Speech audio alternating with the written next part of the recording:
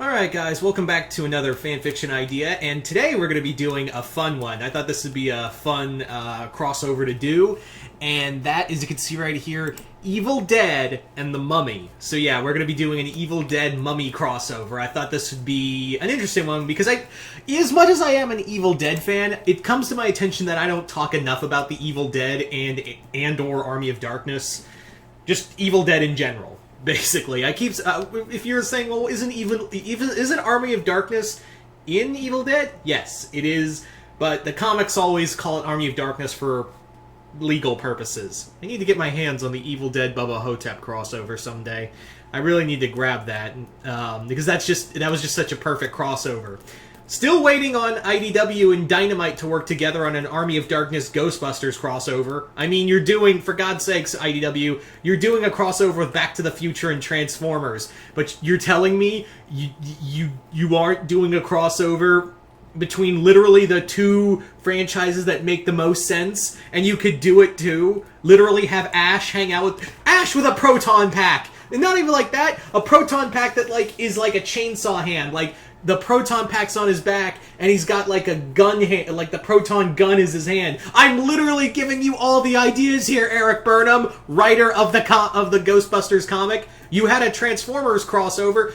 Do we need like a like a marketing thing? Just make the Oldsmobile like the Ecto-1? Is that what we're waiting for? Where is it? Where is this crossover? It's too perfect. But here's another crossover that I sadly don't think we'll ever get. And that, for those who are wondering, is the crossover between Evil Dead and the Mummy. Yeah, for those wondering which Mummy I'm using, this is going to be the 90s era Mummy.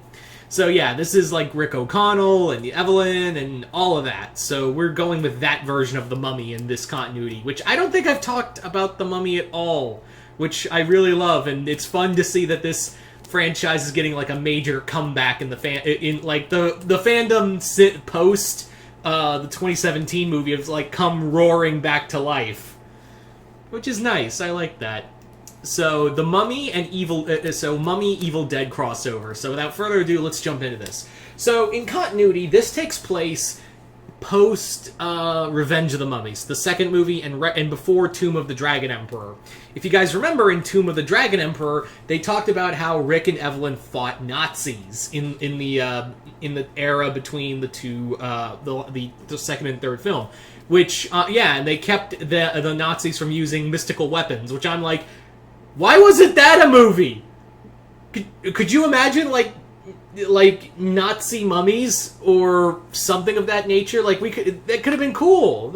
I was all for that, but no, we get Dragon Emperor, which, yeah, it's a neat concept, but the execution was so bad. It also effectively damaged Brendan Fraser's body and also almost killed his entire career. Thank God he's making a comeback. I'm so happy he is. Anyway, where was I Oh, yes. So that's where we are in the timeline. So this, so basically what has happened is that the Nazis during World War II, this is set during the North Africa campaign, have gone into Amsher, which is the desert of the Scorpion King, which was destroyed, but they know that. Like, they didn't know that it got destroyed. They were there to look for the Scorpion King's power, and were like, wanted the Nazis, they wanted the Nazis to have, these Nazis wanted to have the power of the army of Anubis. The problem is the dumbasses forgot this wasn't the year of the Scorpion, and have literally messed up their timeline, and now they're too late, and the city of Amsher is gone, along with the army of Anubis. So it's all gone, but the Nazis are told, dig up something. Like, we gotta show the higher-ups if we can find anything. You guys need to start digging, because we cannot go back to Germany empty-handed. We just can't. So the Nazis start digging around and find the remains of Emotep. Now, they do know about Emotep. The problem is they don't have the Book of the Dead on them to use. They don't have the Book of the Dead on them anymore. They tried looking for it, but they can't find it in the city of Amsher. However, they do the next best thing. they basically take the body of Emotep, because it was like, well, it's a consolation prize because we know the backstory of Emotep after digging up information on him. So they take Emotep back to Germany and use another relic that they have on them. And that is the Necronomicon. So yeah, they use the Necronomicon to bring Emotep back as like a deadite mummy. He comes back now. The curse doesn't affect, like, yeah, he can literally still use all of his powers, but now Emotep is, like, ramped up. His powers are, like, ramped up even more because of the power of the Dark Ones inside of him. So, yeah, deadite mummy, not good. Also, a mummy who is, like, powered by the 10 plagues. Yeah, this is literally the worst thing. However, during this whole thing, what happens is that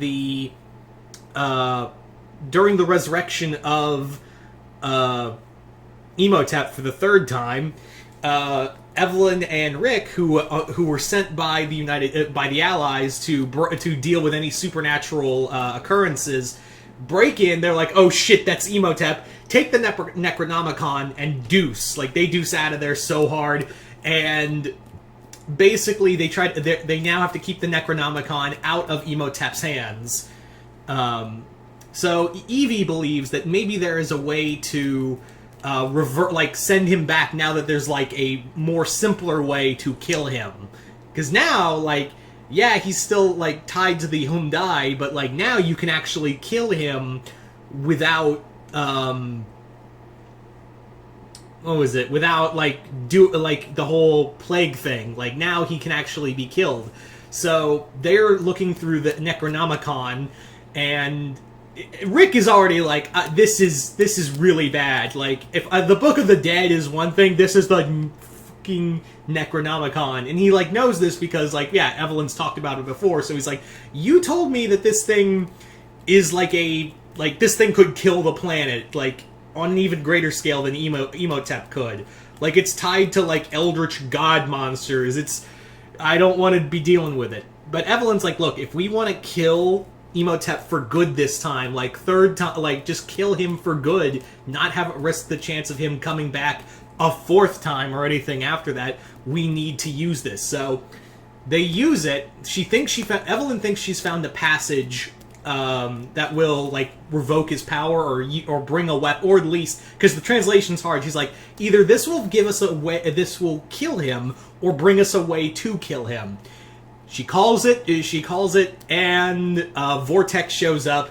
First, what comes out is a car, and they know what a car is. Obviously, it's the 40s, so they're like, that's a car, but I've never seen anything like that. Then comes a chainsaw, and Rick's like, I don't know what the hell that is, and out comes Ash. Yep, the Necronomicon pulled Ash from the future and into the into the era of the 30s, 40s. And Ash already knows what's going on. Like, he already knows when he was thrown through time, he's like, nope, not doing it. I refuse. I'm not doing this. That book has ruined my life more times than I can count, and now you have dragged me into another shit show. Thanks. So, yeah, Ash, in order to get back, Ash has to, like, begrudgingly work alongside Evelyn and Rick and Jonathan, and they all have to team up to take on Emotep, who is now he is, like I said, even more powerful now that he has been tied to the Necronomicon. Like, his powers are even growing faster, and the more souls he consumes, it doesn't have to be like tied to the jars anymore. It can literally be like, I can just suck life force and gain, like fucking Shang Tsung, and take even more power from people. So that's where he is now. So the Nazis are like, yeah, you're going to be the perfect weapon for... The Nazis who are like, yeah, you're going to be the perfect weapon to bring about the Third Reich's power all across the world. And Emotep is like, it's cute that you think I'm going to do that for you. Oh, I'm going to take over the world, but I'm going to be sitting on that throne, not you. So... yeah, he instantly starts just murdering Nazis until like a small group of them are like, Heil Emotep, we'll roll with you. So that's what happens, is that, you know, now there's a group of Nazis now serving Emotep, looking to overthrow the Fuhrer so Emotep can be in power, and basically he also brings out Nazi Deadites. Like, he can even create Nazi Deadites, which, yeah, not good, not fun. But now it's like when Ash is fighting them, like, usually when he fights Deadites, he's like, oh, I know these guys are people under there, and I hate killing them, and I can't help them. But this time around, when he sees Nazi Deadites, he's like, oh, I'm gonna have some fun today. Old Ash is gonna have some fun today. So that's basically what it is. Also, the idea of having Rick O'Connell and Ash Williams together is a awesome... You can't tell me that having the idea... Just imagine, like, if this was a real movie. Bruce Campbell and Brendan Fraser playing off of each other. How cool would that have been to see in real... Like, you want that now, seeing the idea of Ash and Rick in the same scenes together. Like, how cool would that have been? Also, if you're wondering who was the source who managed to leak Emotep's body being found, of course it was Ardith Bay. Of course it was Ardith Bay who did that. Of course, because yeah, who else was going to be in here? And yes, he would be here. But in here, I wanted to have that Ardith he's still part of the Medjai, but he's also joined the British Secret Service and is now like a spy for them. So yeah, he's been put in charge of hunting down like relics to keep out of the Nazis' hands. So that's how like it all ties together. So there you go. So there is my fun little idea. But you guys tell me in the comments below, what do you guys think of this crossover between Evil Dead and the Mummy? I know it's insane, but you wouldn't have it any other way for an Evil Dead and Mummy story. Just comment. So yeah, you guys tell me in the comments below, what did you guys think of this? Like it, hate it, comment below, let me know. And once again, I'm Mr. Multiverse. I'll see you next time in the Multiverse.